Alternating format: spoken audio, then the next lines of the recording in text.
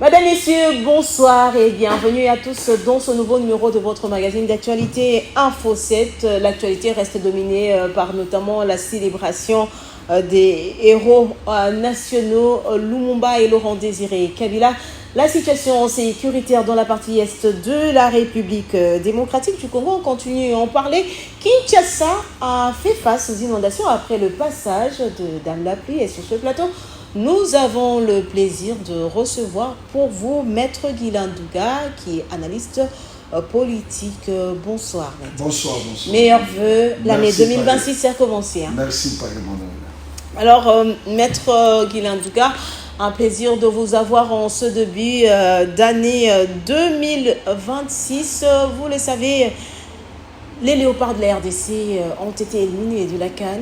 Qu'est-ce qui n'a pas marché pour l'équipe de la RDC malgré les mobilisations du gouvernement, mais aussi le soutien du peuple congolais? Merci beaucoup, Noëlla, pour cette question.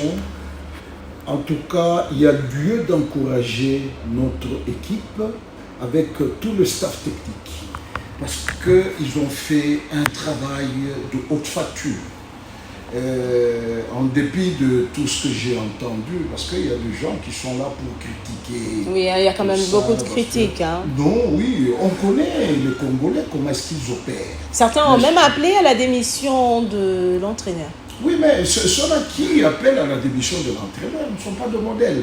On en a connu, j'ai suivi un ancien ministre de sport qui a aussi parlé... Mais Kaboulou, pour ne pas le citer. En critiquant, n'est-ce pas, le staff technique, je crois que ça n'a rien à voir avec ce qu'il dit.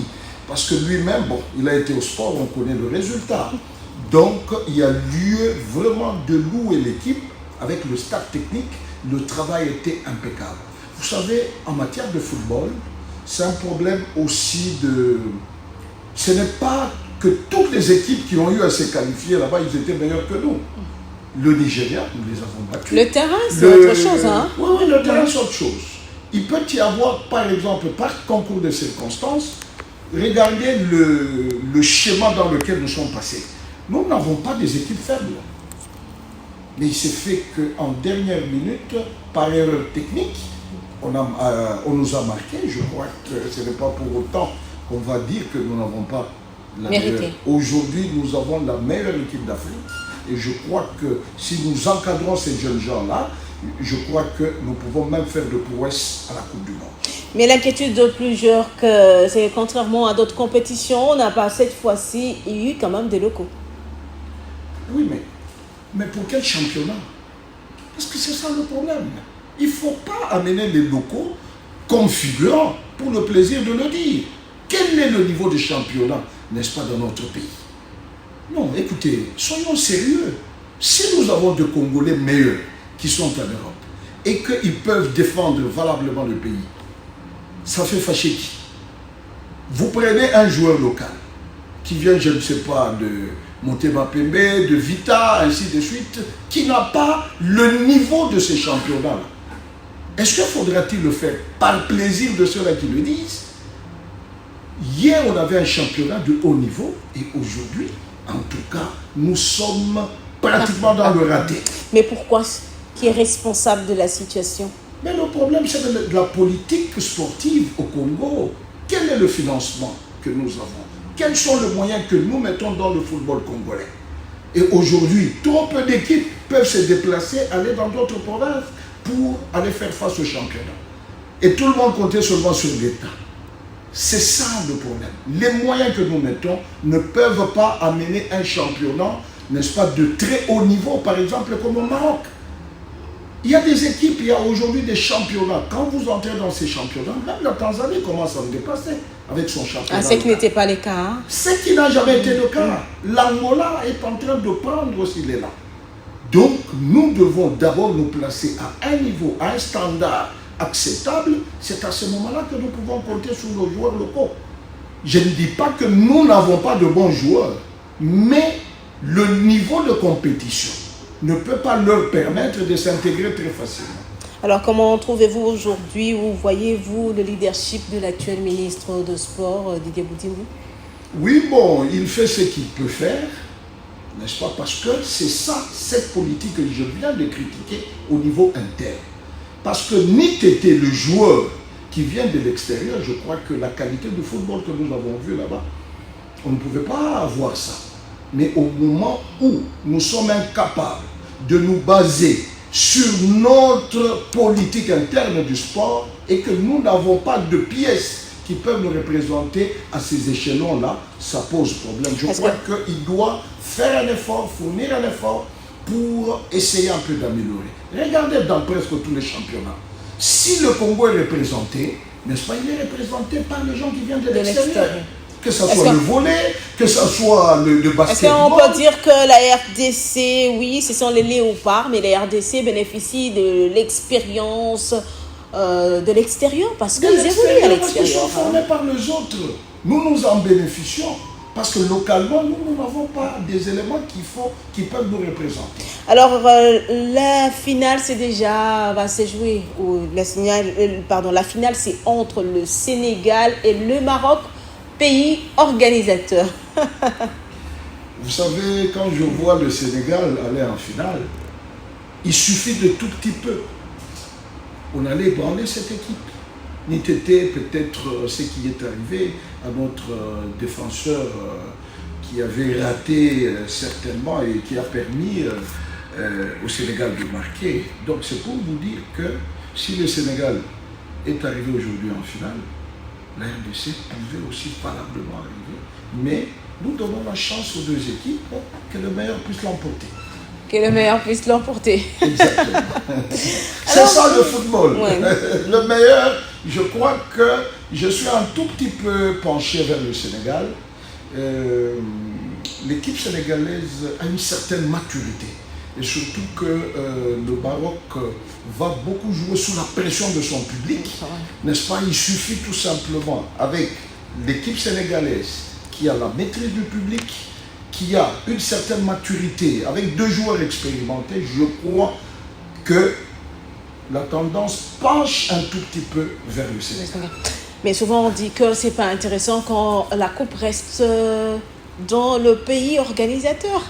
Bon, le principe du foot n'est pas, on ne peut pas l'étendre jusqu'à ce niveau-là. Que le meilleur.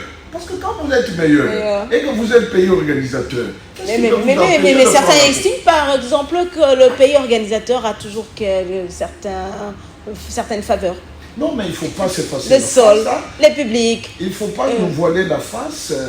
L'équipe marocaine, c'est une très très bonne équipe. C'est bien défendu. Oui, ils se défendent valablement. Ce n'est pas une petite équipe. Donc, c'est-à-dire, il a tous les atouts pour se défendre et remporter la coupe. Donc, ces théories-là du genre, tout ça, oui, faveur, il n'y a pas eu de favoritisme. Ce n'est pas parce que vous avez certaines faveurs de votre public que vous allez battre le Real de Madrid ou bien Barcelone. N'est-ce pas? Le meilleur reste le meilleur. Partout où il est, il se défendra et il risque de l'emporter. Alors, Maître Guilain Douga, le gouvernement souminois est là. Depuis l'investiture de ce gouvernement, les attentes des Congolais, les Congolais attendaient quand même beaucoup. Je pense que même Maître Douga attendait beaucoup le gouvernement souminois 2. Oui, voilà, vous savez que j'aime quand moi je parle dans des émissions élaborées comme celle-ci, j'aime que je sois objectif. Il est vrai que ce gouvernement évolue dans un contexte très difficile. Vous savez, aujourd'hui, la guerre que nous fait aujourd'hui le Rwanda nous pousse à aller dans les dépenses militaires au-delà de 5 milliards. Donc la guerre coûte énormément. Énormément cher. C'est ce qui fait que ce n'est pas aussi facile qu'on puisse réaliser par rapport aux attentes de la population. Et aussi, il faut que nous puissions définir qu'est-ce que la population attend. Parce que vous savez, il y a de l'amalgame. Le gouvernement soumis ne viendra jamais, n'est-ce pas, pour donner du travail à quelqu'un qui n'a jamais étudié. Oui, parce que quand on parle du chômage, c'est pour les personnes qui sont qualifiés à faire un travail, n'est-ce pas? Mais qui n'ont pas d'opportunité. Qui n'ont pas d'opportunité. Mais quand toi, tu ne connais rien, tu n'es jamais passé par l'école, tu n'es jamais passé par une formation quelconque, vous voulez que, même si le gouvernement la venait, c'est pour qu'on vous place. Ça aussi, c'est notre problème. Est-ce que faudra-t-il raisonner comme à la cité, tel que les gens le disent, que quand tel gouvernement viendra, même sans travail, on va commencer à manger? Non. C'est le travail qui vous procure ce que vous avez. Parce que si vous ne travaillez pas, si vous vous réveillez le matin, comme tout le quinoa, il commence à discuter foot, canne, ainsi de suite, mais vous êtes de paresseux. Qu'il y ait un gouvernement venant même du ciel, vous n'aurez rien parce que vous ne fournissez aucun effort, n'est-ce pas, pour vous procurer de quelque chose. Ça aussi. Mais par rapport à certaines réalisations, là, il faut qu'on se mette quand même d'accord. Il y a beaucoup de choses en termes d'infrastructure, beaucoup de choses, mais qui n'a pas un impact multiplicateur sur le social de la population. C'est pas parce que le trou était profond. Oui. Imaginez-vous aujourd'hui, les universités qu'on avait à l'époque, il n'y en avait que 3. Kinshasa, Lubumbashi et Kisangani. Pour une population de 20 millions à l'époque. Et aujourd'hui, nous tendons vers 120 millions. On est resté au même niveau de nombre d'universités. Et en multipliant les universités telles que nous les avons vues, parce que j'étais parti dans le Kasaï oriental, j'ai vu ce qu'on a fait, malgré ce qu'on a fait. Mais la population est toujours nombreuse. Ne peut pas contenir ce qu'on a fait. J'ai vu Kananga, il y a d'autres infrastructures. Oui, Kananga, les infrastructures sont en construction. Oui, oui. Lors de mon séjour à Mboujima, ici, j'ai vu une route que je trouvais là-bas. Moi-même, j'étais un peu scandalisé. Mboujima présente maintenant une autre image. Oui, effectivement, je pouvais rouler à 80 km/h sans problème. Donc, il y a quand même un effort qui est effectué par le gouvernement, mais néanmoins, bon, je crois qu'ils doivent faire mieux. Mais l'essentiel, c'est qu'on puisse avoir la paix. Je crois que les choses peuvent aller vers l'avant. Madame, Messieurs, prenons à présent ce premier dossier de notre rendez-vous de la semaine.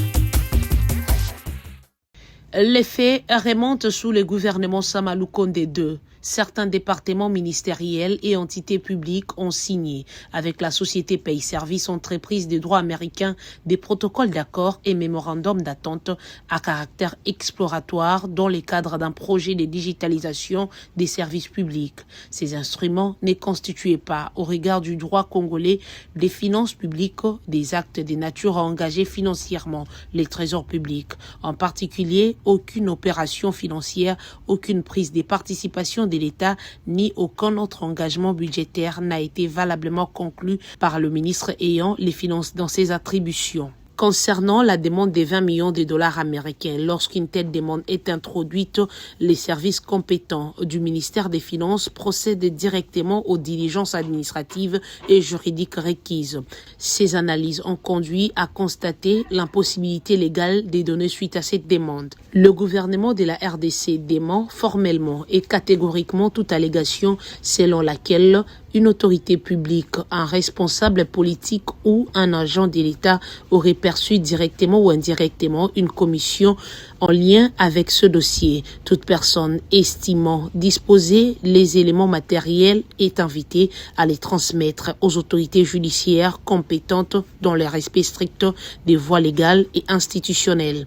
Les prétentions formulées par la société Pays Service dans le cadre de la procédure engagée devant les juridictions américaines seront examinées conformément aux règles des droits applicables. La République démocratique du Congo demeure attachée au respect de la légalité, de la transparence et des principes de bonne gouvernance dans la gestion des finances publiques. Cette rencontre avait pour objectif l'examen et la validation du code de conduite ainsi que la validation du plan d'action du club pour la nouvelle année 2026.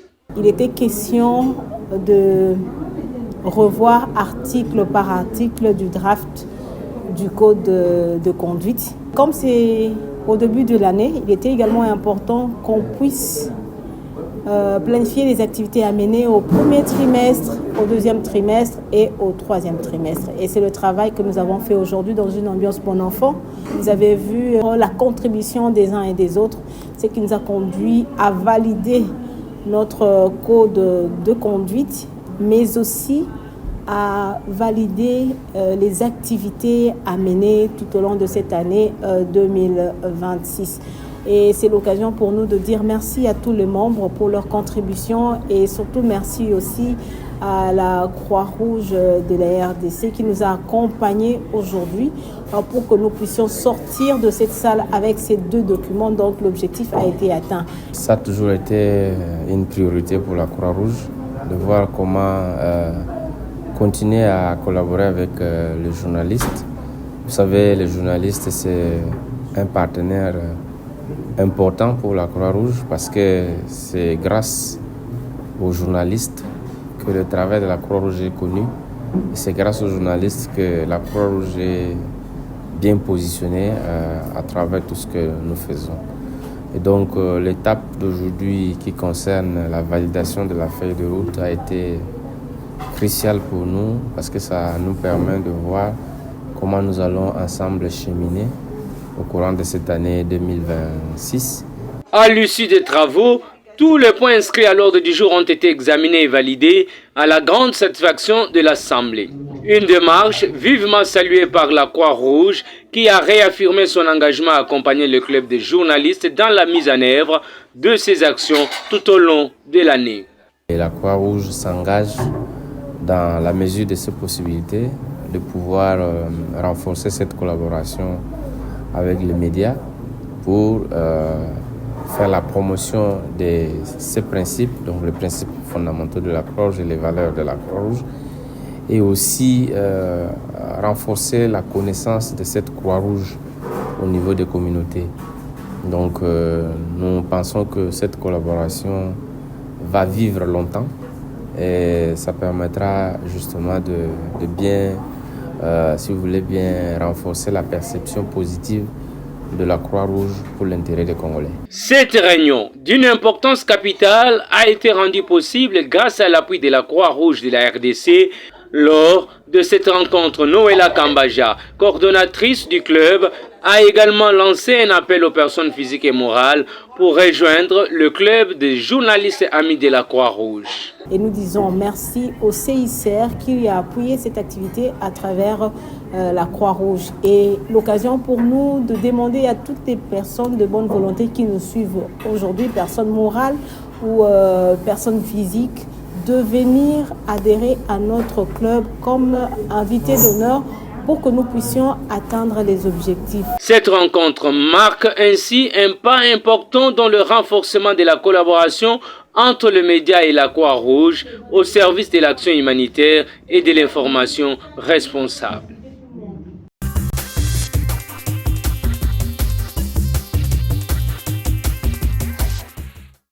La société américaine Pay Service a déposé une plainte contre l'État congolais et certains responsables publics. Maître Guilain Douga, comment est-ce que vous avez accueilli cette nouvelle? J'ai accueilli avec tristesse cette nouvelle parce que c'est l'État congolais qui est exposé. À travers le monde, hein? On en parle partout, ce sont les médias qui relayent. Et surtout avec une société américaine. Et cette société, en réalité, c'est une société aventurière. Mais qui a été crédibilisée quand même en RDC. Hein? Oui, mais chez nous, c'est toujours comme ça, vous savez. C'est quand même triste pour un pays comme la RDC. Oui, chez nous, c'est toujours comme ça. Cette société s'est fait passer comme étant une société bancaire. En réalité, il n'a aucun document pour devenir en tant que tel. Mais comment ces dossiers peuvent passer comme ça, inaperçus? Oui, l'opportunisme, n'est-ce pas, de nos hommes politiques. Imaginez-vous, pour un investissement de plus ou moins 20 millions à 72 millions, en croire les informations qui étaient sur ma table, vous allez vous hasarder d'aller vous engager, même sans qualité. Ah, mais c'est là aussi le problème. Mais c'est ça, Noëlla. Comment voulez-vous qu'un DG de la CADECO peut se permettre d'engager l'État congolais, n'est-ce pas? Non. Dans un tel dossier. Soyons quand même sérieux. Soyons quand même sérieux.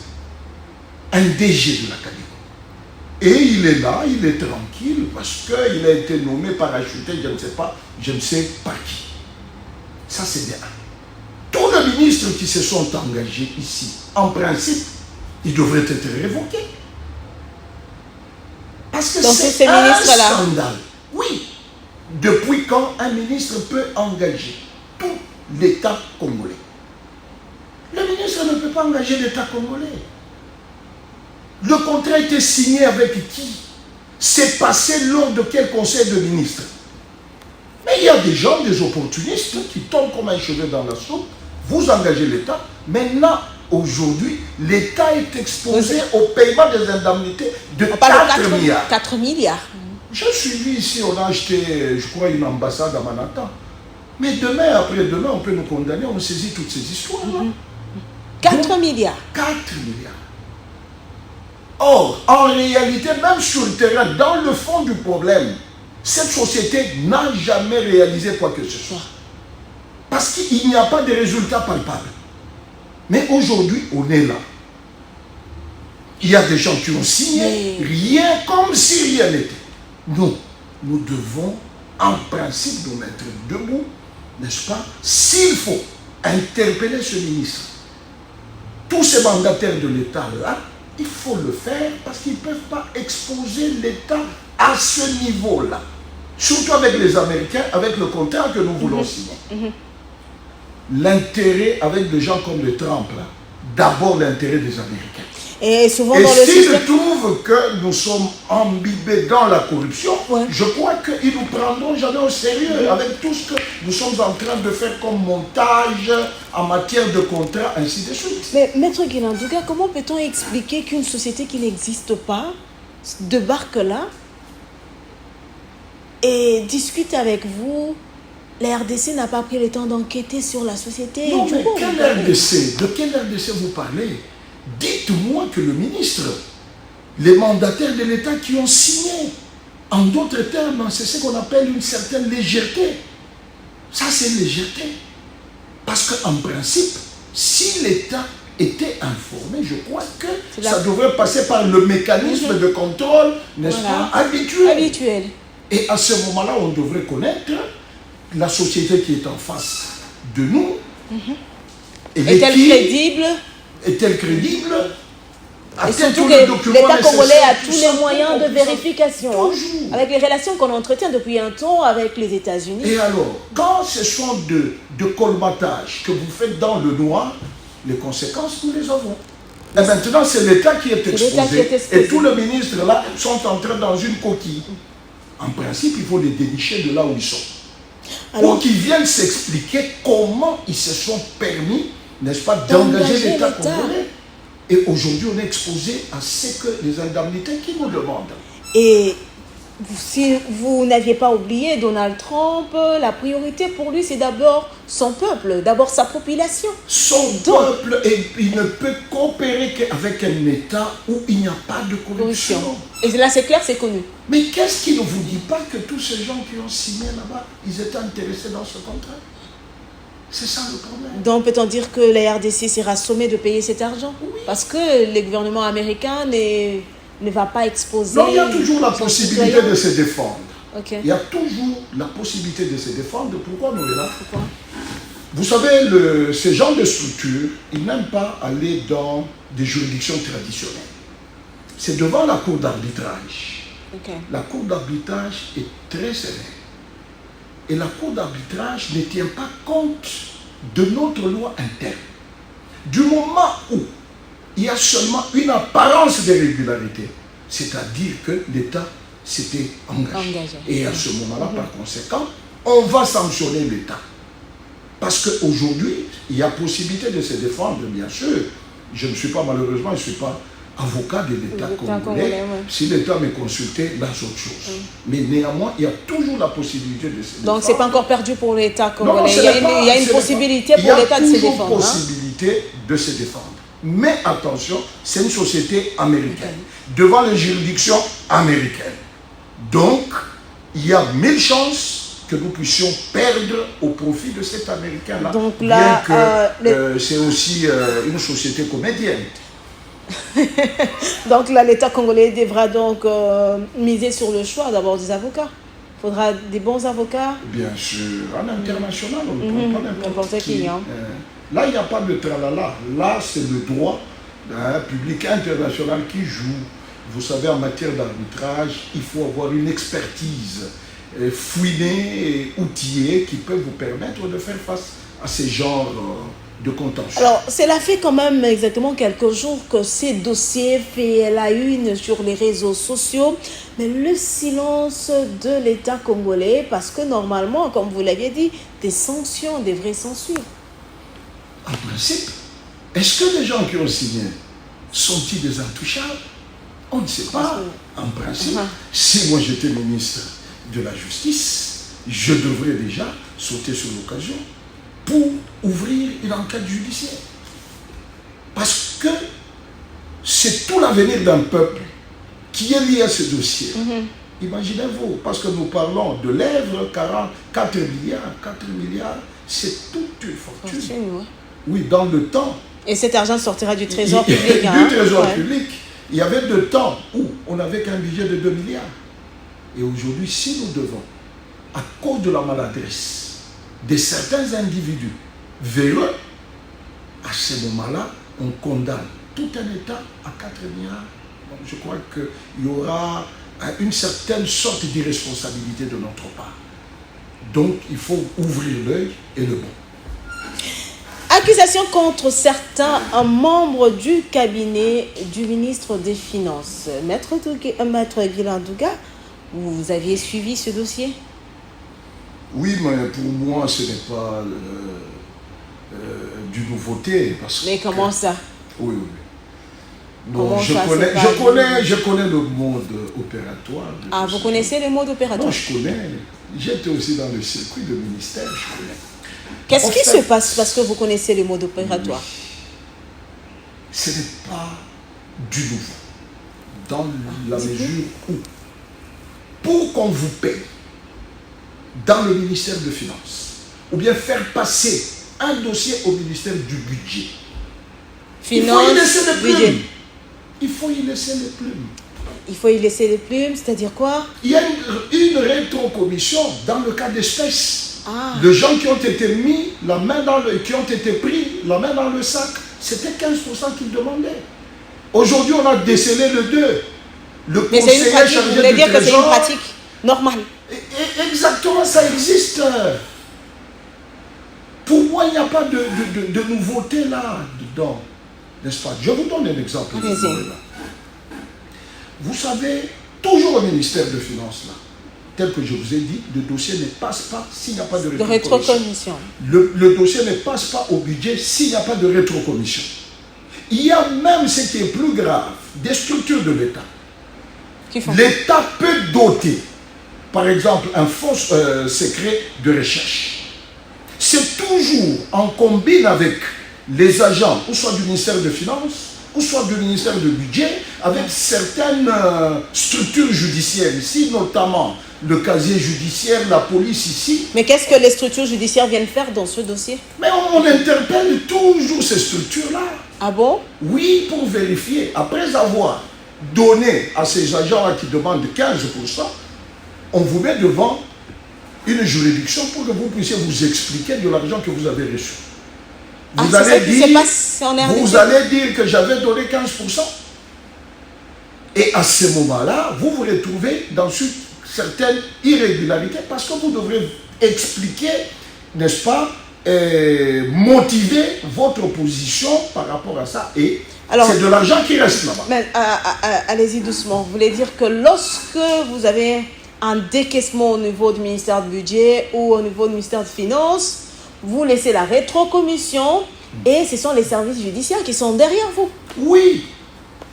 Mais avec les informations de mêmes agents. Donc, les ministères, les agents du ministère de Finances et les agents du ministère du Budget collaborent avec certaines structures de la police judiciaire, de la police ici, n'est-ce pas, pour se faire de l'argent autour des structures de l'État. Ah bon? Vous êtes déjà une victime? Non, mais moi je suis avocat de profession. J'ai assisté dans beaucoup de dossiers par rapport et comment aux faux ces dossiers? secrets. Bon, comment ils finissent? Bon, comme d'habitude, on sait toujours faire taire ou soit l'inspecteur, ou soit l'OPJ en lui donnant quelque chose. Donc, vous voulez dire que c'est une corruption bien organisée? Mais tout est organisé au pays. Tout est organisé. Donc, c'est-à-dire que si on appelle aujourd'hui scandale, comme si ça ne se faisait pas dans le temps, mais moi je alors que c'est une pratique, selon Maître Douga, c'est une pratique normale. C'est normal, ça se fait ainsi. Ce n'est pas parce que les gens ne dénoncent pas. Ah bon? Oui, moi j'ai des cas concrets. Je peux vous en donner autant. J'ai assisté. Non, c'est pas important. Oui. C'est pas important. J'ai assisté tel client, voilà. C'était autour de FSR. Voilà ce qu'on lui a demandé. Voilà ce qu'il a laissé là-bas. Mais aujourd'hui, on présente, parce que quand on regarde le ministère de Finances, c'est quand même Doudou Fwamba qui vient du parti présidentiel. On va au budget, on a Adolphe Muzito, un donneur qui est donneur des leçons. Adolphe Muzito, mais ces pratiques ne pouvaient pas exister sous les règnes de ces deux ministres. Écoutez, Noëlla, le problème c'est que ça ne dépend pas d'un seul individu. C'est tout un système. Donc ils sont dans le système. Donc c'est tout un système. Parce que quand on le fait, peut-être, est-ce que le ministre est-il au courant? N'est-il pas au courant? Là, il faut entrer dans le secret pour en savoir. Mais seulement, ce qu'il faut noter, ça existe. Ce n'est pas du nouveau.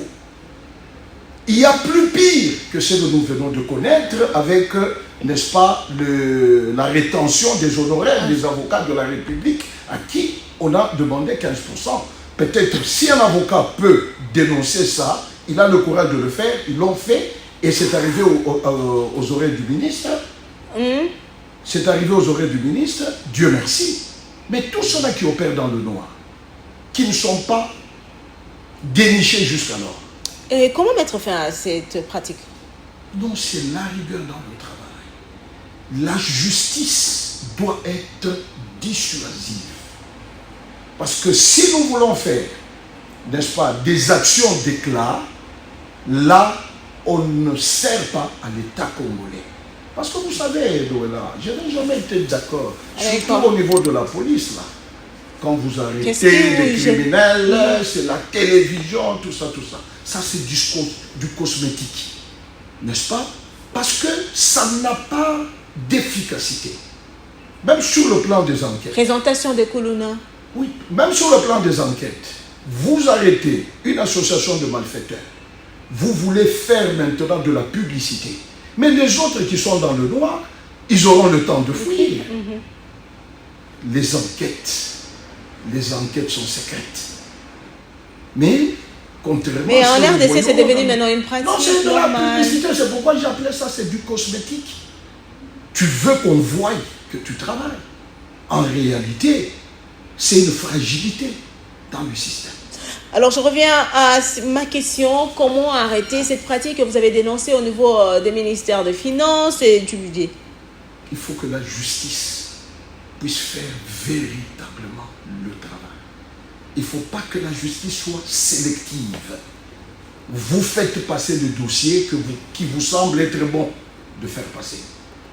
Et si tous les citoyens sont égaux devant la loi, à ce moment-là, que vous soyez qui que ce soit, ministre, mandataire de l'État, si on commence à frapper d'abord le coulou dans la bas en cravate, je crois que les faibles là, d'eux-mêmes, ils vont s'aligner.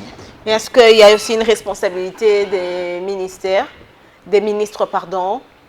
pour dire que le ministre à son niveau peut peut-être mettre en place des stratégies pour mettre la main sur toutes ces personnes qui font souffrir ces Congolais?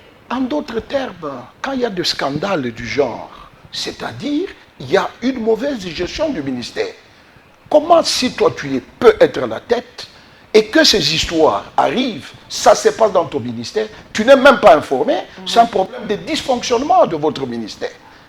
On ne voit pas les agents, on voit celui qui est à la tête. Ah, vous parlez de dysfonctionnement alors que depuis la fin de l'année, une campagne présentant Doudou Fwamba comme meilleur Écoutez, ça n'engage que eux.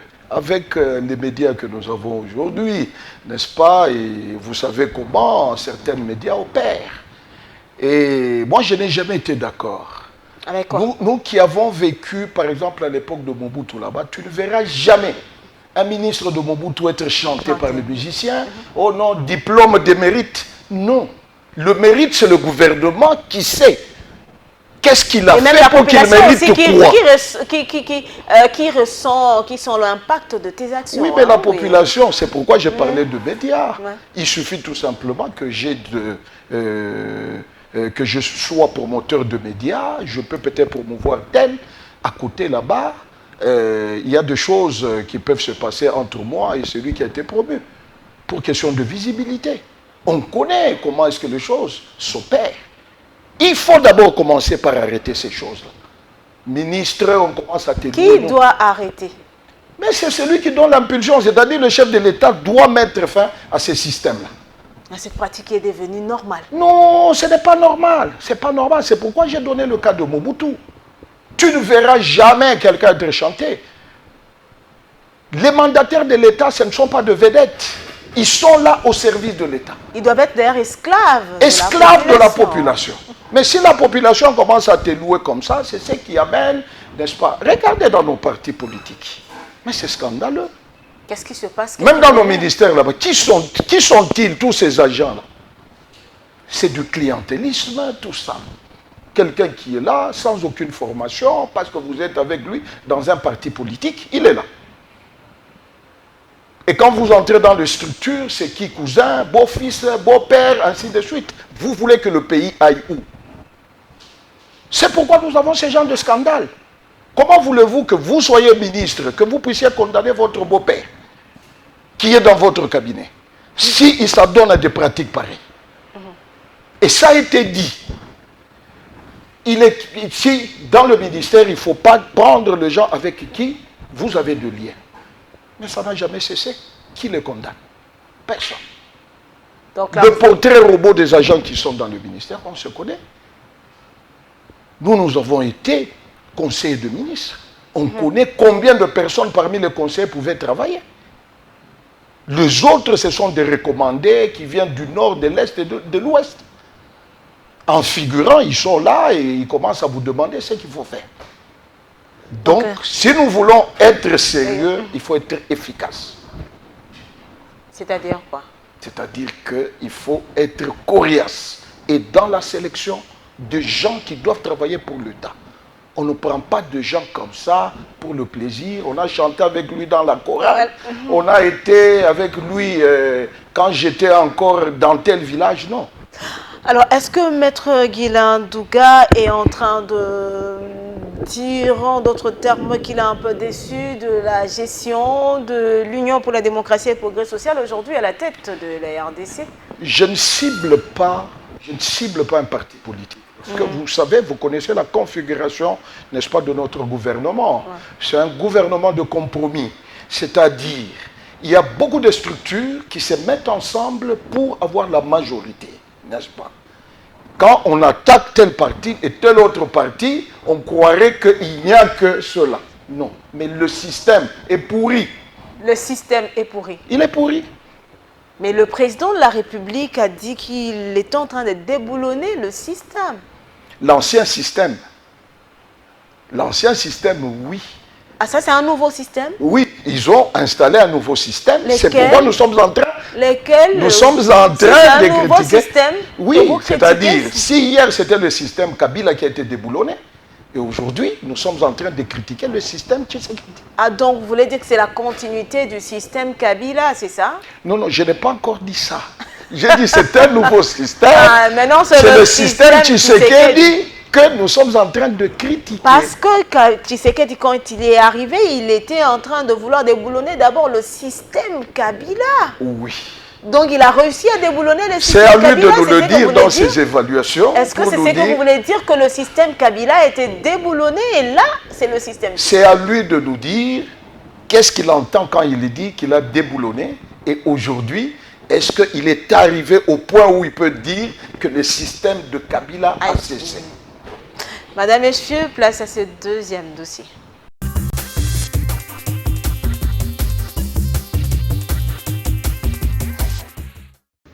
L'on a comme l'impression qu'il est toujours vivant physiquement. 65 ans après sa disparition, Patrice Emery Lumumba est une présence absente, un véritable héros national. Son combat politique continue d'inspirer chaque génération. On les voit être incarnés par des milliers de personnes tant au niveau national qu'international. Si certains pérennisent son idéologie à travers des actions politiques, d'autres, par contre, voudraient à tout prix lui ressembler physiquement. Fait réel que l'on vit chaque jour.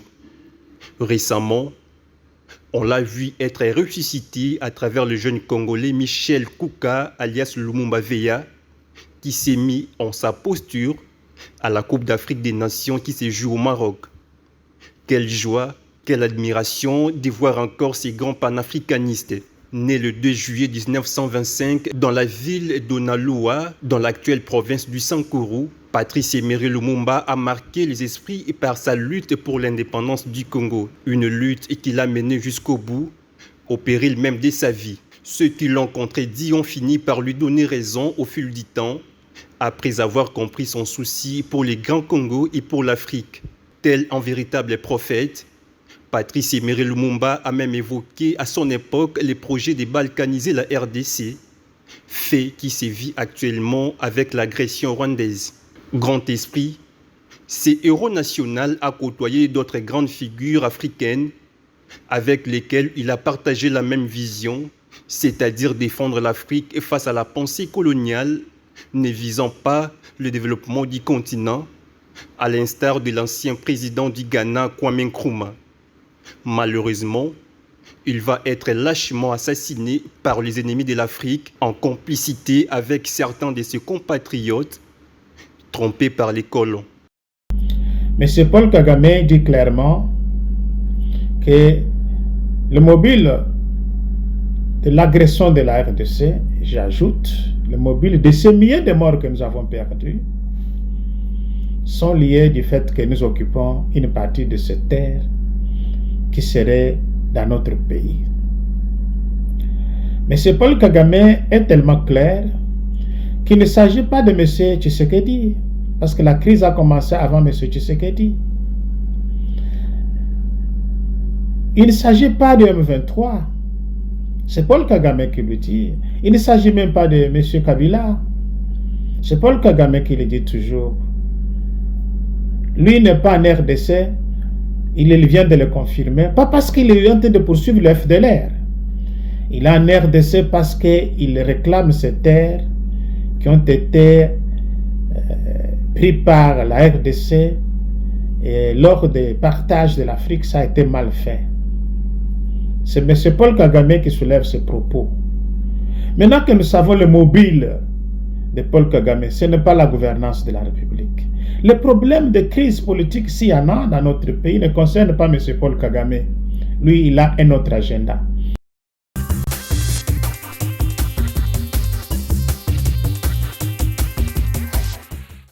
Alors, inondation dans la capitale de la RDC, on en parle, maître Guilain Douga. J'espère que vous n'êtes pas épargné. Hein? Oui, exactement. Noëlla, nous ne sommes pas épargnés des inondations. Ce qui se passe, spécialement ici à Kinshasa, est catastrophique. Ben, catastrophique, là, c'est pas petit, là. Il faut même aller au-delà. C'est un scandale. Oui, parce qu'on ne comprend rien, là. Non, non. Une situation qui a même poussé le président de la République à hausser le ton. Exactement. Donc, alors que la population s'attendait à ce qu'après le ton levé par le président de la République, les qui a choses allaient changer martelé lors de son adresse à la nation au mois de décembre, qu'il n'y ait pas quand même des sanctions là, ça inquiète. Hein? Les choses n'ont pas changé. Vous savez que le problème, c'est que, et là, il faut que nous puissions dégager les responsabilités. Ok, qui est responsable? Premièrement, c'est l'État lui-même. Vous savez que l'État n'a pas une politique claire en matière d'évacuation d'eau.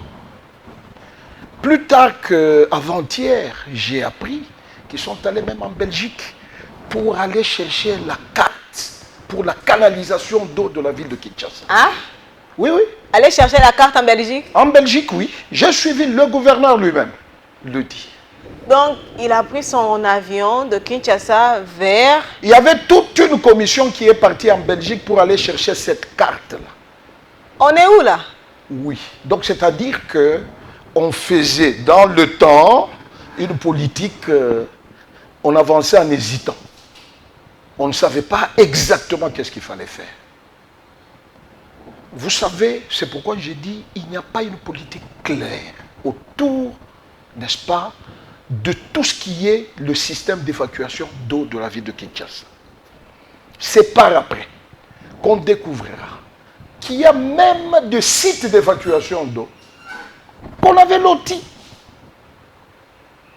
C'est pourquoi on a commencé à détruire à gauche, à droite, mais en attendant, n'oubliez pas que Kinshasa d'antan n'est plus le Kinshasa d'aujourd'hui. Si hier Kinshasa n'avait qu'une population de 3 millions d'habitants, 4 millions, mais aujourd'hui c'est plus de 10 millions. Aujourd'hui, nous tendons vers 20 millions d'habitants. Kinshasa n'est plus ville, il est mégalopole. Donc, c'est-à-dire, aujourd'hui, avec la concentration de toute cette population, c'est que nous ressentons là, comme effet négatif de la mauvaise gouvernance dans ces secteurs, c'est pourquoi nous avons des inondations. Aussi votre population, Noëlla. Elle est aussi responsable. Hein? Dans beaucoup de choses. J'étais quand même scandalisé. Et tu trouves que quelqu'un prend des déchets domestiques. Immondices pour... Il profite des eaux de pluie. Avec l'eau de pluie pour aller jeter dans le caniveau. Certains ouvrent même des dalles. Hein? Mais le curage qu'on nous fait de temps en temps sur la route, tout ça, et ça crée même de l'embouteillage. Et ce qu'on met à côté là-bas, on ne les enlève pas. Et en fin de compte, l'eau de pluie revient, ça retourne maintenant dans les caniveaux. Et vous voulez qu'on puisse aller où? Mais avec ce genre de politique? C'est vrai, Maître Guilandouga, que la population a sa part de responsabilité, mais nul n'est au-dessus de la loi. Si la population continue avec cette pratique, ce n'est pas parce que l'État est absent. Oui, mais je serai trop sévère avec la province. Parce que la province a voulu tout centraliser. Mais pour quelle politique? C'est ça le problème. Vous savez, Noëlla, dans ce genre de choses, il faut décentraliser le travail. La commune, les quartiers, les avenues doivent être mis en contribution. Mais les communes, là, déjà, les bourgmestres et leurs adjoints font quoi? Oui, mais c'est ce que j'ai dit. Si tout est capitalisé au niveau de la province, le gouverneur prend tout. Et sans moyens, ils vont faire quoi? L'argent des mariages. Bon, je ne sais pas. Là, il faut que vous puissiez inviter le gouverneur qui vous explique par rapport à tout ça.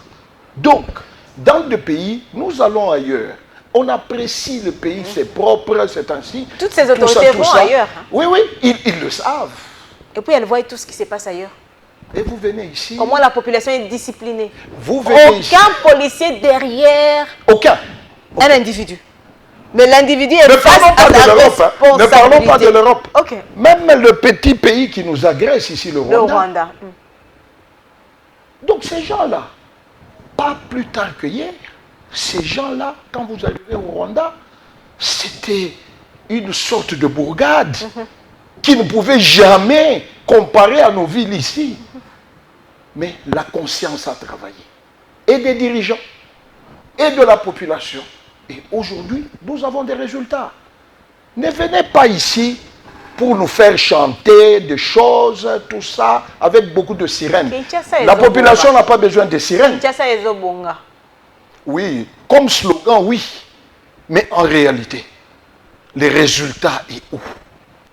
Vous savez, nous devons avoir la culture des démissions. Ah, À un moment donné, quand vous sentez que ça ne va pas, démissionner? Qui doit démissionner? quand vous sentez que ça ne va pas, vous reculez. Parce que le sens de ce qu'on a du mandat de l'État est très différent. Non, mais là, c'est Maître Guilain Douga qui voit que ça ne va pas. Non, mais Daniel Bumba, quand on vient, ne sent pas qu'il n'est pas à mesure de démissionner parce qu'il voit que les choses sont allées dans le bon sens. Mais c'est ça que je vous dis, Noëlla. Quand on vient, on profite du mandat de l'État. Pour des besoins personnels, on ne démissionnera jamais. Comment ça? Mais quand on Alors que Daniel Bumba s'est battu, on a vu, il a réuni les experts pour réfléchir sur cette question. Oui, mais oui, se battre, oui, Noëlla. Il n'y a pas 2 jours, 3 jours, il y avait la pluie. Tu as vu comment est-ce qu'il s'est battu pour les inondations, non? N'est-ce pas? C'est pourquoi je dis, quand on vient avec le mandat de l'État au service du peuple, quand vous êtes incapable de servir ce même peuple là-bas, reculez. Laissez à quelqu'un d'autre qui a une autre vision, peut-être, il peut améliorer les choses. Sur ce plateau, il y a le président de l'Ordre des architectes de la RDC, Fiu Dodobone, qui a dit en 3 mois, c'est possible de régler ce problème. Mais ils ne sont pas associés. Malgré qu'ils ont toqué en tant qu'architectes de la RDC, ils ont une politique de donner la réponse aux embouteillages et aux problèmes des inondations. C'est très bien de dire, de nous vendre le vent, mais il faut qu'on vous juge sur base de la politique que vous allez établir. Il faudra l'approcher. Commencez d'abord par nous dire, voici ce que nous allons faire dans tel secteur. Nous allons vous lire, nous allons vous critiquer. Si c'est vrai que vous pouvez le faire dans 3 mois, il y a de sortes de lobbying. On peut le soutenir. N'est-ce pas? Venir dans une émission nous dire, oui, moi-même je peux vous dire dans 1 mois, si on me donne la province de Kinshasa, je termine tout ce qu'il y a comme problème d'inondation. Kinshasa ne fait pas seulement face aux inondations, aux embouteillages, mais aussi à l'insécurité. Enlèvement, les Koulouna qui opèrent, alors que d'un côté, on essaie d'interpeller des Koulouna qui sont publiquement présentés. Oui, c'est ce que je vous avais dit tout à l'heure. Je n'aime pas du cosmétique. Ça, je peux demander au général d'arrêter avec ces histoires. Ne vendez pas votre image dans le média. N'est-ce pas? L'efficacité, on le ressent dans les effets sociétals. Les vécus quotidiens. Dans le vécu quotidien. Donc, c'est-à-dire que ce n'est pas nous présentant 40 personnes que vous avez ramassées selon votre procédure à vous, on ne sait pas comment, pour nous dire, nous présenter, voilà, ces gens ici, ce sont de Koulouna, ainsi de suite. Oui, après les avoir présentés, qu'est-ce que nous avons comme effet sur le plan du vécu quotidien, sur le plan sociétal? Est-ce que c'est pour autant que l'insécurité a cessé? L'insécurité, Noëlla, ici à Kinshasa, est liée à tout ce que nous sommes en train de faire. La mauvaise gouvernance. Comment voulez-vous qu'il y ait de la sécurité dans un quartier où ce quartier est inaccessible, même à vélo? Et même dans le noir. Mais si on tue quelqu'un qui est dans le noir, la route n'existe pas, quelqu'un, comment la police peut-elle intervenir? Nous avons une insécurité ici routière qui est créée par le PCR. Et c'est connu et au vu de tout le monde. Mais il n'y a toujours pas de solution. Il n'y en aura jamais parce qu'il y a des gens qui se bouffent derrière, n'est-ce pas, ces opérations. C'est connu. Ah, vous avez vu ce policier qui a fait... Vous croyez que pour vous affecter dans la PCR, c'est facile? À la police? Ah, c'est pas facile. Il y a une insécurité qui est créée par un véhicule là qui prend en désordre, au mauvais stationnement. L'argent va où? C'est une insécurité financière. Donc, nous devons ouvrir l'œil. Le peuple s'adonne à autre chose. Le peuple est né dans le militantisme pour rien. Ils sont là en train de faire autre chose. Il faut qu'à un certain moment, pour des questions pareilles, il y a une marche sur la ville seulement pour des questions d'insécurité, par exemple. On voudrait bien voir la société civile, les députés de Kinshasa qui attendent mobiliser la population que pour leurs propres intérêts. Il n'y a pas d'eau, il n'y a pas de courant. Personne ne peut crier. Il y a des embouteillages. Mais pour insulter le gouvernement, on est premier. Les choses sont là. À un certain moment, ici, le dollar ne faisait que baisser. Mais quel était le comportement de cambiste? On était là, on était offert un spectacle là, inimaginable. Aujourd'hui, vous pouvez échanger à 17, demain vous échangez à 16, ainsi de suite. Mais la population ne disait rien. Mais nous devons être sérieux. Un peuple uni, c'est plus qu'une bombe atomique. Est-ce que vous êtes en train d'appeler la population congolaise à la conscience, à la conscience et à se prendre en charge? À la conscience, la population parce que nous devra devons nous se prendre en charge. En faisant quoi? En descendant dans la rue? En critiquant, n'est-ce pas? En faisant, n'est-ce pas, écouter notre voix à l'autorité qui nous dirige. Il y a des choses que nous ne pouvons pas accepter, Noëlla. Aujourd'hui, nous continuons à payer les SNEL. La question que j'allais poser, personnellement, je suis quand même dans un quartier où on ne peut pas manquer du courant. Congo Web Télévision à Gombe, on ne peut pas manquer du courant. Mais c'est un scandale. Mais les factures viennent régulièrement tous les jours, alors comme que vous la pluie. avez bénéficié du courant entre 2 ou 3 jours. C'est ça. Et les Congolais payent. Et le Congolais ne dit rien. Ils payent quand même. Oui, on continue à payer. Il ne dit rien. Et tu sais la stratégie de l'agent de l'ESNEL, c'est quoi? C'est quelle stratégie? Vous pouvez faire une semaine. Quand ils savent que les factures vont venir, ils s'arrangent, ils vous envoient le courant même pendant 2 jours. Oui, moi. Et tu C'est es obligé de payer la totalité. C'est de l'escroquerie. Et de l'autre côté, on a les réseaux de télécommunications aussi.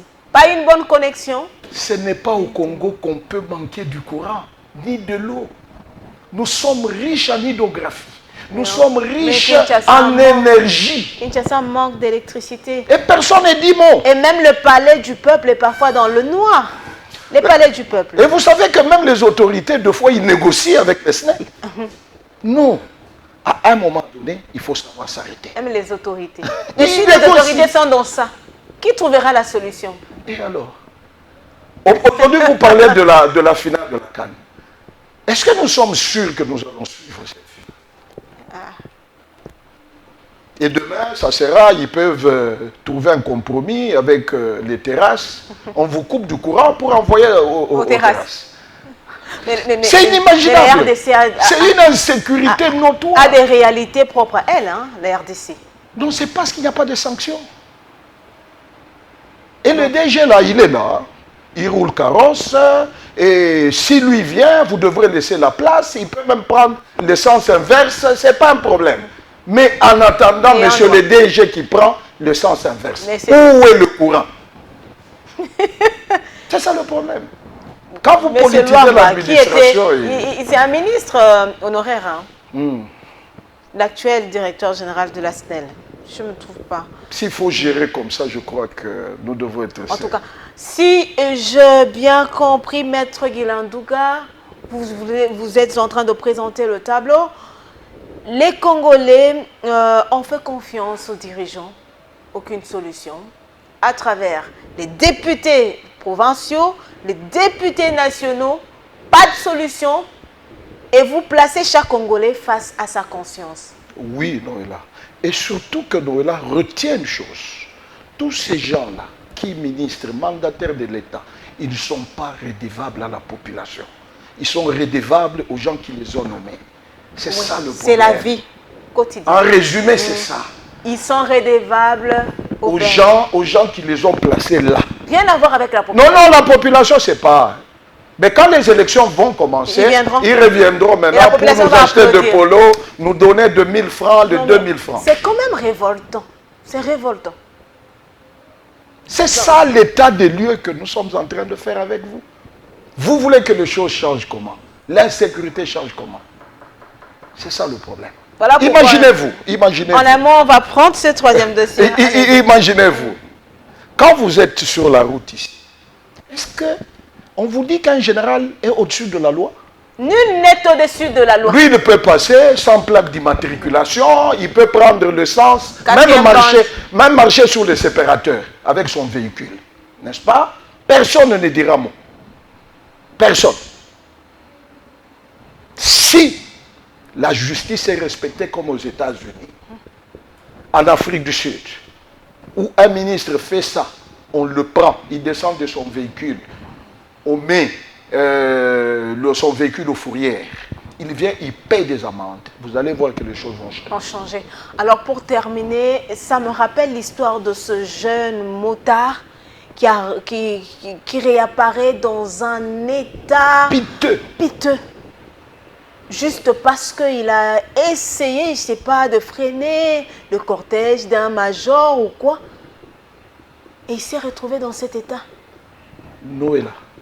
Et en même temps, vous voulez appeler les gens qui ont tué les Congolais à l'Est pour asseoir avec eux à la même table, qui demain, ils deviendront de ministres, de vice-premiers ministres, ainsi de suite. La justice devra d'abord s'occuper de ces coulounes en cravate. Le Congolais, là, pour quel crime? Et ça a été dénoncé, j'ai vu ces garçons. Ouais, je ne sais même pas dire qu'il est garçon, il est vieux, parce que l'état dans lequel il est... J'ai pas pu tenir, au fait, j'ai pas pu tenir. Mais ce monsieur existe, c'est connu.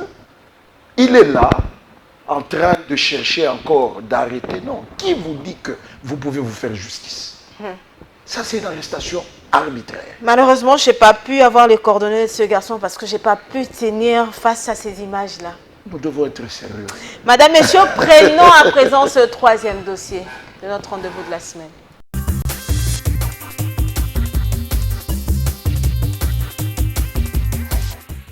Les mouvements des patriotes congolais engagés, MPCI, adhèrent à l'idée d'un dialogue national exclusivement initié par le président de la République démocratique du Congo, son Excellence Félix Tshisekedi Tshilombo, conformément à l'article 69 de la Constitution qui reconnaît en lui les symboles de l'unité nationale.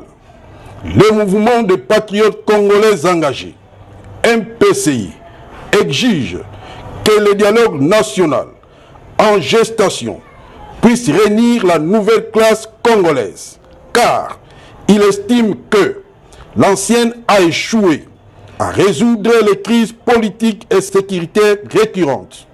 Surtout que la majorité de l'ancienne a participé au précédent dialogue, Sun City, Saint-Sylvestre et d'autres.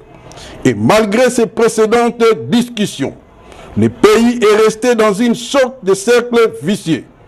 Parce que c'est elle, les pyromanes. Pour mettre fin à la pyromanie, le peuple a besoin de nouvelles figures, celles qui ont défendu la nation contre l'agression rwandaise, à complicité avec l'AFC M23, les compatriotes qui ont refusé de conspirer avec les étrangers contre son peuple. Aujourd'hui, sous la guidance de son Excellence Félix Antoine Tshisekedi Tshilombo, un combat visible porté dans les hautes sphères internationales bouscule le plan, dévoile les complicités et jette l'opprobre dans les milieux des parrains connus et côtoyés, et c'est grâce à sa diplomatie de rupture et de restauration de la souveraineté du pays.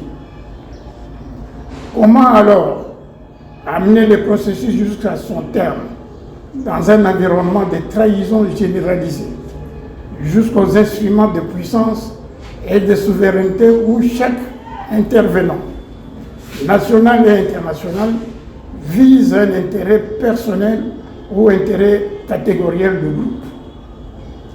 Quel dividende politique d'un dialogue qui pourrait augmenter les chances de restauration de la souveraineté où les Brutus sont nombreux que les patriotes?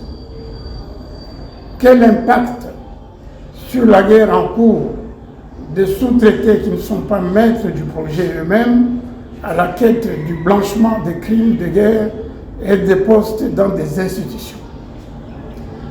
Les foisonnements d'intérêts des uns et des autres, la multiplicité d'acteurs off et on, l'absence de l'unité de vue, d'objectifs et d'action compromet les chances d'une perspective meilleure capable de produire la paix, l'intégrité du territoire et la souveraineté de la RDC.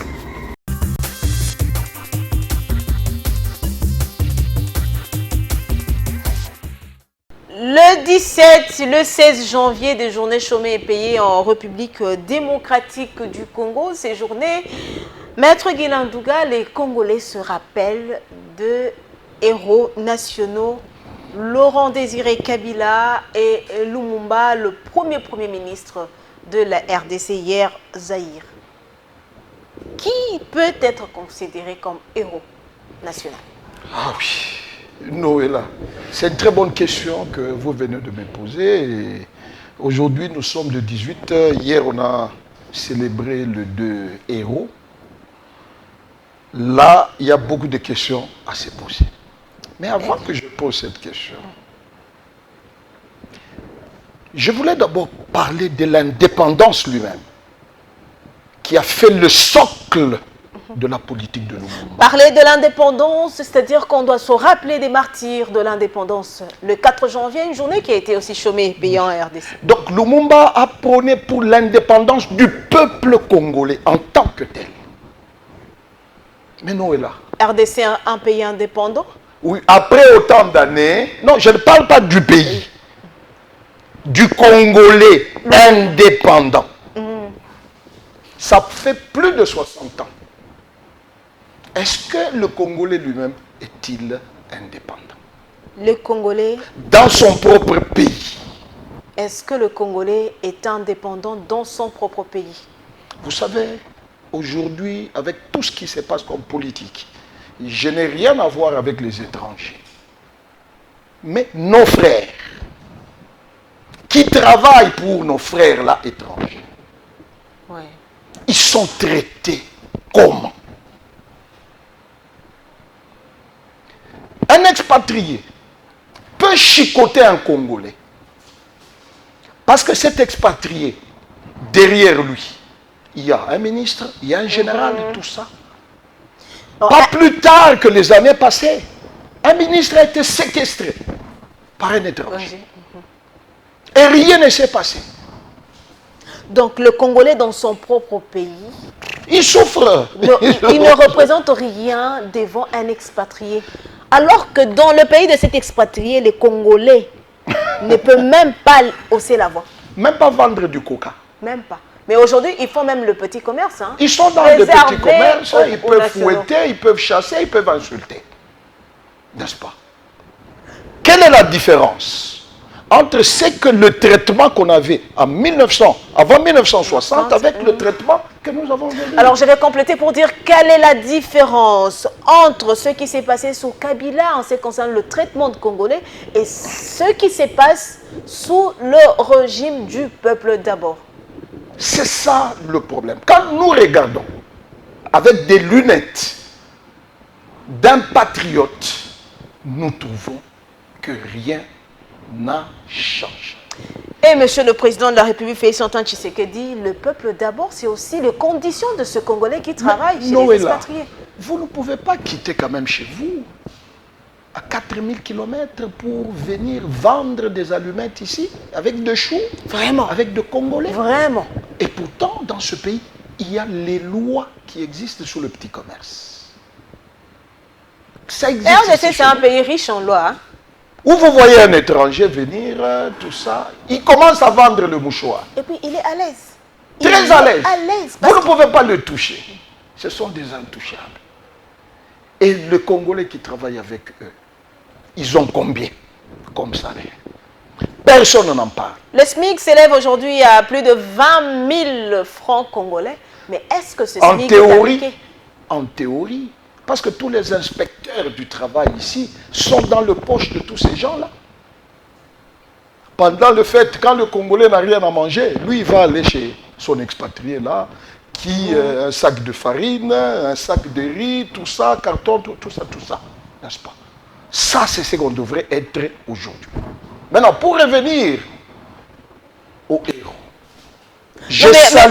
avant d'abord de parler des héros, vous avez décrié ce qui s'est passé avant l'indépendance et 60 ans après la situation que les Congolais sont en train de vivre. Oui, les Congolais sont en train de vivre. Qu'est-ce qui est à la base de cette situation? Pourquoi il n'y a pas eu rupture au vrai sens du mot? Le problème du Congolais, c'est le Congolais lui-même. le problème du Congolais. Je vais vous dire une chose. Prenez un Congolais. Vous le mettez là comme travailleur. Toujours la même société recrute un expatrié. Ils ne seront pas traités de la même manière. Est-ce le problème, c'est de l'étranger? Mais c'est le complexe du Congolais. L'expertise, nous croyons qu'il n'y a que les expatriés qui en ont. Or, il y a le Congolais qui valent mieux, 10 fois plus que les expatriés, qu'on traite comme des petits-enfants. N'est-ce pas? L'homme congolais est l'ennemi de lui-même. C'est pourquoi Tshisekedi, le père, disait, le problème du Congo est beaucoup plus managérial. Ce n'est pas un problème institutionnel. C'est l'homme congolais qui est un problème. Parce que si l'homme, la mentalité ne change pas, on va faire 1000 ans, jusqu'à ce que Jésus viendra, on sera toujours dans cet état piteux. C'est ça le problème. Comment faire pour sortir l'homme congolais de cette situation? Il faut le transformer et transformer sa mentalité. C'est ça le problème. Si on établit le mécanisme, les gens conscients, il y en a. Oui, hein? Ils existent. Ils existent. Mais ces gens-là, vous ne le verrez jamais dans le rayon du pouvoir. Parce qu'ils n'ont pas le Parce temps qu'il y a de trop chanter, de clientélisme, voilà. Ils n'ont pas le temps de chanter, de pérorer autour D'inventer, de certains leaderships sans nom à contenu vide. C'est ça le problème. Alors, si nous rentrons au héros, Lumumba et Kabila. Je salue le combat de Lumumba. Vous savez, Noëlla, nous en parlons aujourd'hui tel que nous en parlons. À l'époque de Lumumba, faire face comme ça aux Belges, ce n'était pas facile. Avec sa conscience qu'il avait, il a prouvé aux Belges que nous pouvons traiter d'égal en égal. Lumumba, il était accro au sens démocratique du pays. Lumumba que vous voyez là. Lumumba n'a jamais été parachuté. C'est quelqu'un qui a gagné les élections. Il n'est pas devenu Premier ministre parce qu'il y avait eu dialogue quelque part. Il y avait une nomination. Non, non. Il a été élu en tant que tel. Pour lui, il s'est battu. Pour la libération du peuple congolais, c'est le même combat avec les Kimbangu et autres. Il s'est battu aussi pour la stabilité des institutions. Oui, en son temps, quand on parlait élection, c'était élection avec conscience. Hein. Élection dans le vrai sens. Mais quand nous basculons du côté du héros, Laurent Désiré Kabila, ne jamais trahir le Congo. C'est ce que le Congolais retient de lui. Hein. C'est vrai, il faut sauvegarder la mémoire de ceux-là qui ne sont plus, parce qu'il n'a plus la possibilité de se défendre. Mais moi, je n'ai jamais été d'accord avec lui. Ah, mais comment ça? C'est un héros national? Oui, ça peut être un héros, n'est-ce pas, fabriqué, déclaré. Mais quand je prends de la manière dont cet homme est venu au pouvoir, demain nous risquerons de faire Nanga, il devient aussi un héros. Parce qu'il a pris les armes, il a renversé le pouvoir, et à ce moment-là, parce que quelle est la différence entre lui et le président de l'AFC que vous appelez Nanga? C'est la même chose. Ah donc, il est porté par le Rwandais, lui il a été porté par le Rwandais et les Ougandais, il est venu au pouvoir. Alors, est-ce que vous estimez que bien que le feu Laurent Désiré Kabila se rattrapait vers la fin, il ne mérite pas d'être célébré parce que celui la porte d'entrée de malheur des Congolais, comme le disent certains? Se rattraper, je ne sais pas ce que vous voulez dire. Il a dit « n'est jamais trahir le Congo ». Oui, comme slogan, oui. Aujourd'hui, nous sommes en train de parler du peuple d'abord. Est-ce que concrètement, tu sens ça dans le chef des Congolais? Ça peut être un slogan, n'est-ce pas? Kabila est venu. Vous savez qu'il est venu sans aucune idéologie cohérente. Ah! Sans aucune mais la fondation idéologie Musée Laurent Désiré oui, Kabila ne sera pas d'accord avec vous. Hein? Qu'est-ce que ça veut dire? C'est une coquille vide. L'idéologie de Kabila aujourd'hui, c'était quoi? C'est ça le problème. C'est vrai, il a peut-être profité du fait que c'est son fils qui était au pouvoir, on l'a porté comme tel. Mais en réalité, n'est-ce pas, Kabila est venu. Toutes les institutions ont été bannies. Il est venu de la même manière que Mobutu était venu. Il a suspendu la Constitution. C'est son décret 003 là-bas qui a dirigé le pays. Tous les partis politiques suspendus. Avons-nous un démocrate en face de nous? S'il ne l'est pas, à quel titre aujourd'hui nous pouvons l'appeler comme un héros? Il ne mérite pas, c'est ça? En tout cas pour moi. Ça n'engage que moi. Est-ce que là vous je rejoignez... ne suis pas d'accord avec le fait que je l'appelle aujourd'hui héros national parce que je ne vois pas. J'ai feuilleté, j'ai regardé juridiquement. Est-ce qu'aujourd'hui vous rejoignez cette idée selon laquelle il faudra revoir quand même les jours fériés en République démocratique? Oui, mais on ne va pas multiplier. Si demain vous en avez 70, donc vous aurez 70 jours fériés. Je crois que le symbolique reste, s'il y en aura, bien sûr. Il ne faut pas en créer surtout comme on en a créé d'autres, n'est-ce pas? Prenons quelqu'un comme les héros. Il y en a de gens qui sont morts en sacrifice de cet État. Lesquels, par exemple? Oui. Il y a Monseigneur qui a été tué à l'Est. Tué? Oui, le Monseigneur qui a été tué à l'Est, là-bas, son nom m'échappe. C'est monsieur mérité, n'est-ce pas, qu'on puisse l'élever en héros. Est-ce que c'est parce que lui n'est pas politicien? C'est un monsieur qui mérite. Parce qu'il est mort pour la nation. La nation. Kabila a été tué, bon, dans leur conglomérat, là, donc, c'est-à-dire qu'il a été tué de la manière dont il est venu. Donc, il a été tué de la manière dont il y a des gens qui méritent de l'être, mais nous n'avons jamais fait cas de ces gens-là. Et tu sais, et d'ailleurs, à un certain moment ici dans ce pays, on ne célébrait plus Lumumba. On célébrait d'autres héros, notamment Kabila et consorts. Lumumba était dans les oubliettes. Regardez le combat. Nous avons été au Maroc. Quand la fédération algérienne a compris qu'il y avait quelqu'un qui voulait saper la mémoire de Lumumba, ils sont venus pour présenter les excuses officielles. Ouais. Donc, c'est-à-dire, nous ne pouvons pas toucher. Mais vous avez vu ce qui s'est passé quand même à la CAN. Mais c'est de là, c'est de ça que je suis en train de parler. Voilà. N'est-ce pas? Il est allé pour dire que Lumumba est tombé, tout ça. C'est comme ça que l'Algérie s'est précipitée pour corriger. Et ils savent. C'est que Lumumba n'est pas seulement de la RDC, et il est même enseigné. Non, c'est un patrimoine mondial. Oui, il est même enseigné en Guinée.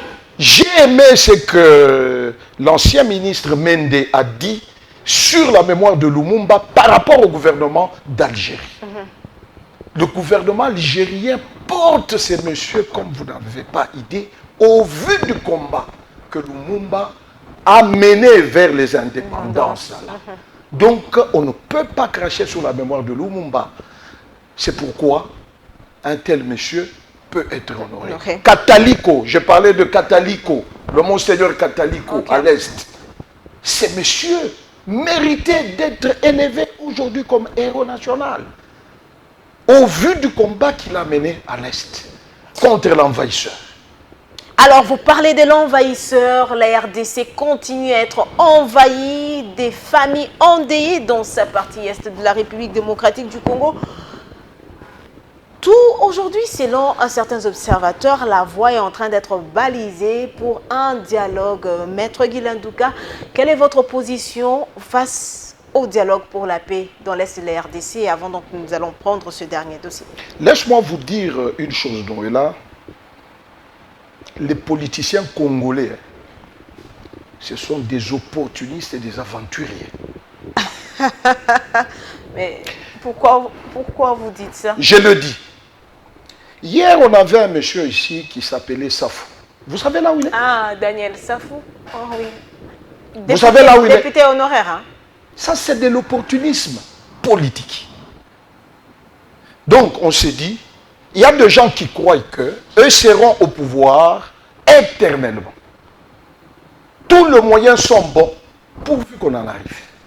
Quand vous sentez que les M23 commencent à attaquer, ils ont pris Bukavu, Goma, ainsi de suite, et commencent à s'approcher, vous vous dites, il y aura dialogue. Et à ce moment-là, vous entrez derrière eux pour que quand vous allez négocier, que vous puissiez vous retrouver. Mais Noëlla, soyons sérieux. Ces gens qui meurent, ce sont des Congolais comme nous. Ce sont des Congolais. Nous, l'avantage que nous avons plus que eux, pères, c'est lequel? C'est tout simplement parce que nous sommes loin du terrain de combat. De la même manière qu'ils peuvent mourir, de la même manière que nous voyons, nous devons être compatissants envers cette population. Accepter de sacrifier le peuple. Aucun Rwandais ne meurt. Hein? Aucun. Mais ce sont nos populations à nous qui mourront. Et aujourd'hui, nous sommes à 10 millions. Et puis demain, avec tous ces bandits-là, on est à la même table des négociations. On va négocier pour avoir un gouvernement. Noëlla, réfléchissons au-delà du gouvernement. Quel sera l'impact de ce gouvernement sur le processus de la paix? Si Kagame ne respecte pas les accords qu'ils ont signés avec Trump, je parle de Trump, pas un président indien, Trump, président américain, la plus grande puissance du monde, n'est-ce pas? Donc, il y a un problème. Je ne sais pas par quel mécanisme. Vous qui avez beaucoup étudié là, peut-être vous pouvez nous dire dans quel sens, n'est-ce pas, le Premier ministre, on mettrait, je ne sais pas, Fayoulou, tout ça, il va convaincre Kagame, ou bien peut-être on peut mettre même Mbongo, il peut devenir Premier ministre pour qu'il puisse nous faciliter cette tâche. Ah, vous voulez voir Mbongo devenir Premier ministre? Bon, dans ce pays, nous avons eu de président de la conférence nationale un prélat. Donc, c'est-à-dire qu'on peut mettre même Mbongo parce qu'il est trop actif dans la politique. Il peut peut-être négocier pour nous avec le Rwanda. Madame, monsieur, place à ce dernier dossier de notre rendez-vous de la semaine.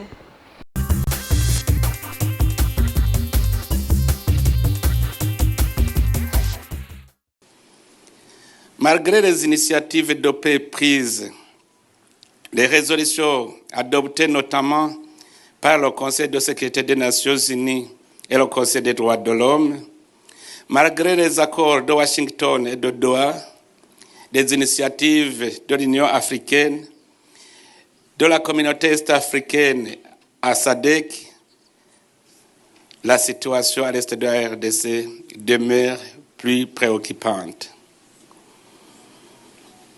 Nous prions Dieu que cette guerre n'a pas encore embrasé toute la région, mais le Burundi est en train d'en payer le prix. C'est pour cela que le Burundi réitère son appel à la mise en œuvre effective des résolutions déjà adoptées, notamment la résolution 2773 des Nations Unies et celle du Conseil des droits de l'homme. Quand on était à Washington pour assister à la signature de l'accord de Washington, tout le monde avait espoir. Mais malheureusement, cet espoir a duré quelques secondes. Les gens me demandaient, puisque nous avons déjà remarqué qu'il n'y a pas de confiance à cet accord, et ensuite, qu'est-ce que nous allons faire? Souvent, on me pose la question parce que beaucoup savent que c'est le Burundi qui connaît mieux cette situation à l'est de la RDC. Je leur ai dit, maintenant que nous avons trouvé que les partis n'ont pas confiance en ce qu'ils ont signé, il faut, puisque l'accord est là, il faut que les garants s'activent. Le gouvernement provincial du Sud Kivu porte à la connaissance de l'opinion nationale et internationale de faits d'une extrême gravité, révélateurs de l'absence totale de bonne foi dans les déclarations et la correspondance adressée au secrétaire général des Nations Unies récemment rendue publique par l'AFC M23. Contrairement aux engagements et à la rhétorique contenue dans la dite correspondance du 15 janvier 2026, il est établi qu'à la date même de sa signature, l'AFC M23 organisait et exécutait des opérations de pillage systématique coordonnées dans la ville de Vira et ses environs, démontrant ainsi un mépris manifeste envers les principes du droit international humanitaire et des droits humains. Par ce communiqué, le gouvernement provincial du Sud Kivu confirme notamment que 49 camions de marque Wowo et 113 camions bennes de 6 mètres cubes ont quitté la ville de Bukavu sous le faux prétexte du transport de militaires retirés de la ville d'Uvira vers la plaine de la Ruzizi. Ces convois ont servi en réalité au transport illicite de biens appartenant à l'État congolais et à des particuliers acheminés directement vers la République du Rwanda.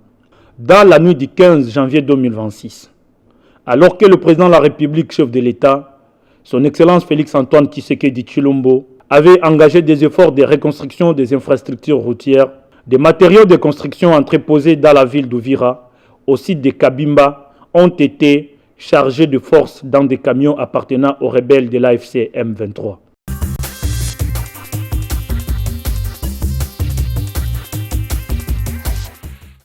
Alors, Maître Guilindouka, vous n'êtes pas favorable au dialogue, mais c'est le schéma soutenu par plusieurs opposants.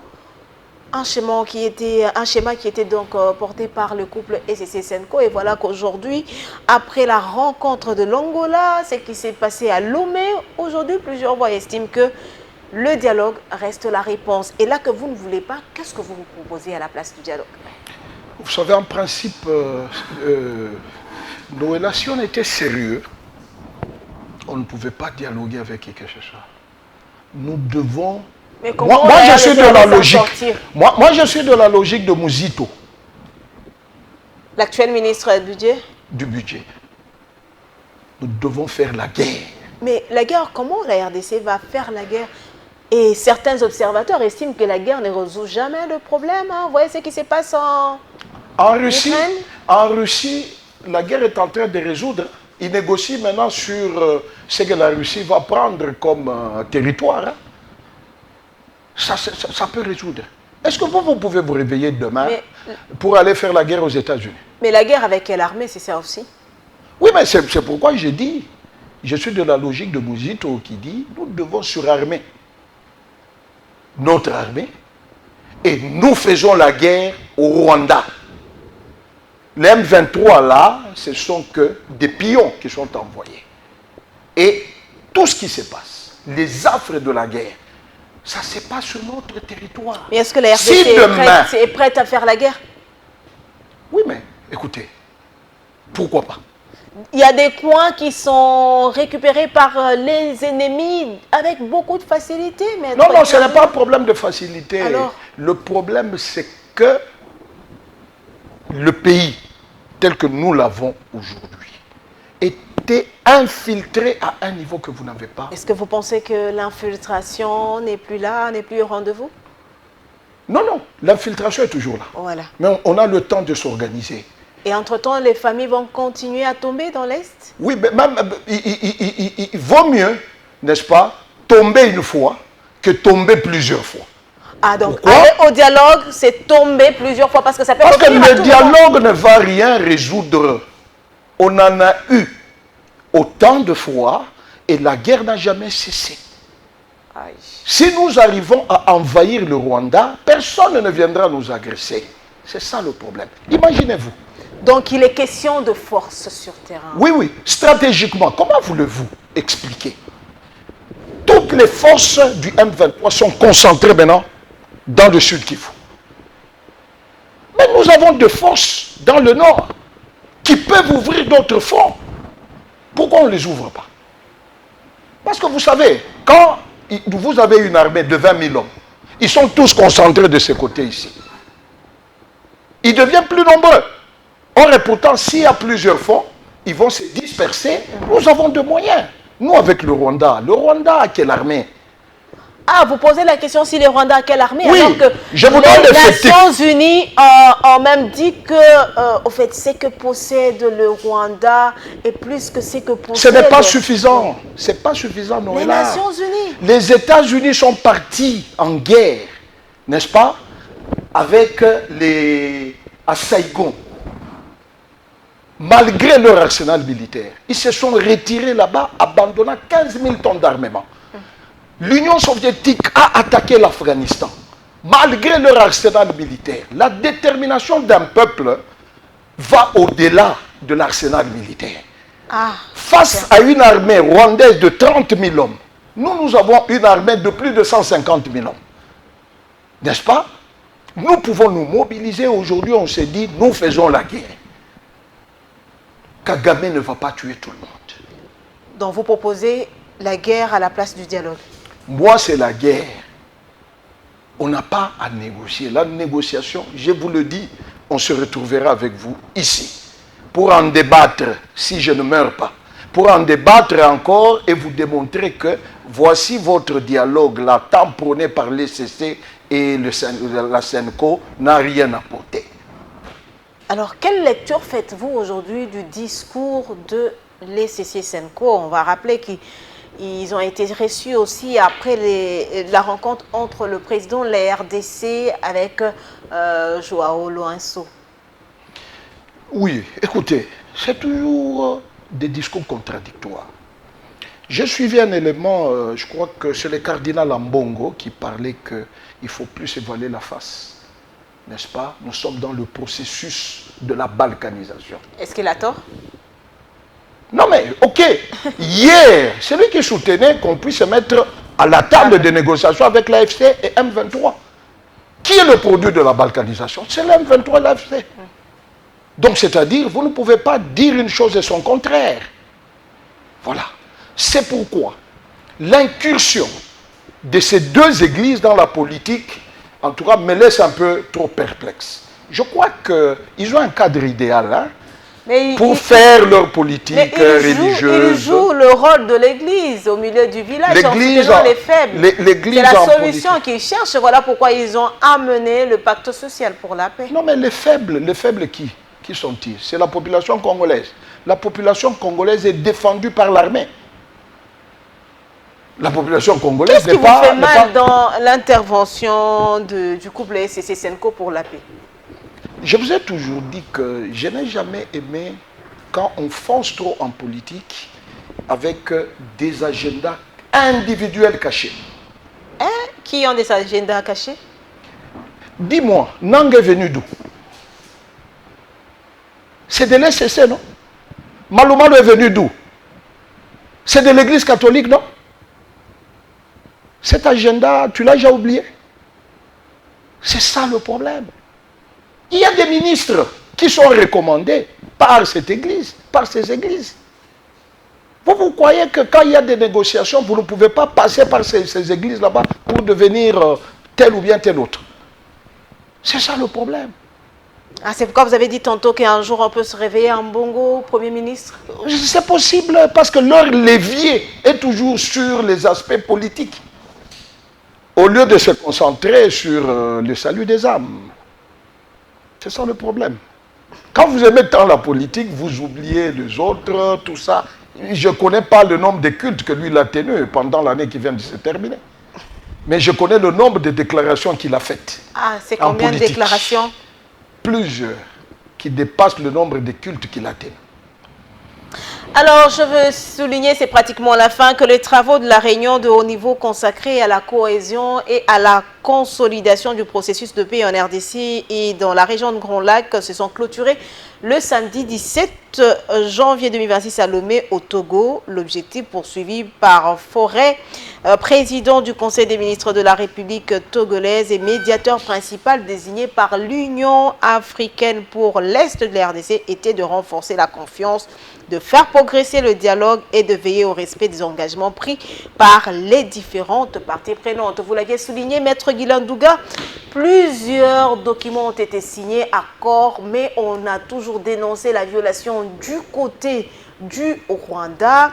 Et aujourd'hui, il y a ce dialogue. Vous ne voulez pas du dialogue s'il vous est demandé de vous adresser directement au président de la République, parce que le dialogue, le porte-parole du gouvernement de la République, Patrick Mouyaya, l'a dit, oui, nous allons négocier, mais à Kinshasa. Félix Tshisekedi lui-même l'avait dit, le dialogue, oui, mais au moment opportun.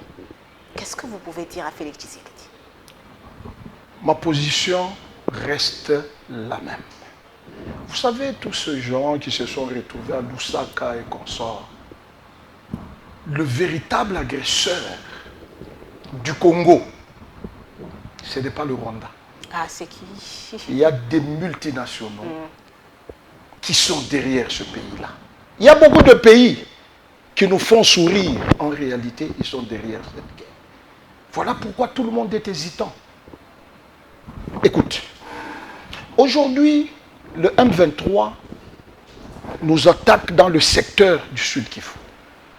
Tu sais que dans 48 heures, nous pouvons terminer cette guerre dans le Sud Kivu. Dans le haut plateau. Oui. Dans 48 heures? Dans 48 heures. Quel mécanisme? Il suffit tout simplement que stratégiquement, que le Burundi s'engage en guerre, on va mettre en étau toutes les forces du M23, ils seront obligés de se retirer dans le 48 heures. Parce que c'est ça, vous ne pouvez pas agresser Uvira, arriver sur Kalemi, sans la bénédiction du Burundi. Aujourd'hui, tout ce folklore-là qu'on nous fait, des contacts, ainsi de suite. Le Burundi s'est dit qu'il est avec nous. Et puis il y a un autre jeu. Il suffit tout simplement qu'il ouvre le couloir. Il ouvre le couloir. Les forces du M23 seront prises en tenaille. Ils seront obligés de fuir dans le montagne et laisser libre Uvira et Kalemi. Pourquoi ils ne le font pas? C'est parce qu'ils connaissent celui qui est derrière le Rwanda. C'est ça la vérité. Alors aussi la question, c'est, je sais que c'est pratiquement fini, la question c'est qu'on a vu ce qui s'est passé au Venezuela. Les États-Unis ont agi. Pourquoi en RDC, malgré la signature de ces accords, les États-Unis... Qui sait si les États-Unis nous poussent dans ce climat pour profiter de minerais?